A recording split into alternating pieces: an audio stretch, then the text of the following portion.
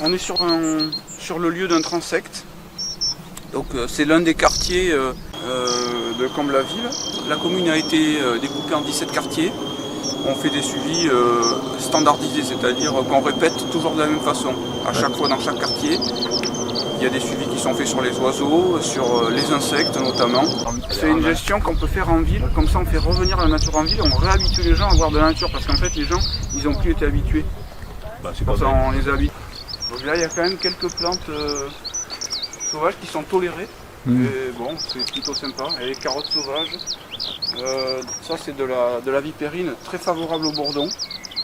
Là, il y en a pas mal d'ailleurs qui sont dessus. Hein. Il y a beaucoup de bourdons qui sont en train de butiner.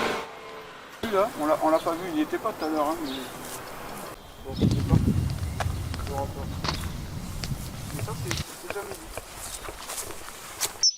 Donc il y a des quartiers de type urbain, il y a des quartiers de type plus agricole ou ruraux. Donc on passe 2 fois pour les insectes. Il y a des périodes importantes à respecter pour le chant des oiseaux. Il y a des périodes de la même façon à respecter pour caler à la phénologie des insectes. Donc là pour les insectes, on a un passage qu'on fait en mai-juin.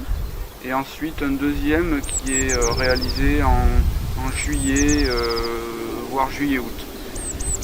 Alors on est dépendant des conditions. Là par exemple, il y a eu un fauchage sur les bords de chemin. Ça fait partie de la vie de la commune, des conditions d'exploitation des agriculteurs ou des conditions en milieu urbain hein, des gestionnaires de la commune. Donc nous on mesure la biodiversité et ensuite on peut dire bon, pour améliorer la biodiversité peut-être qu'il faudrait faucher plus tard ou plus tôt, etc. Voilà.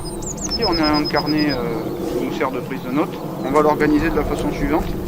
On va mettre une colonne pour les espèces, ensuite une colonne pour indiquer les quantités de chaque espèce, et ensuite une autre colonne qui nous permet d'indiquer des mots-clés.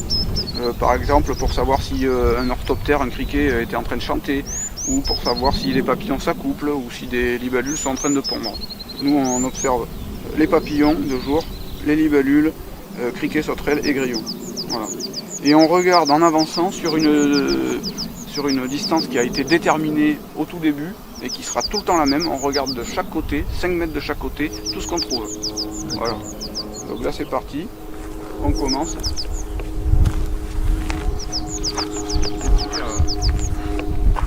On avance, on écoute.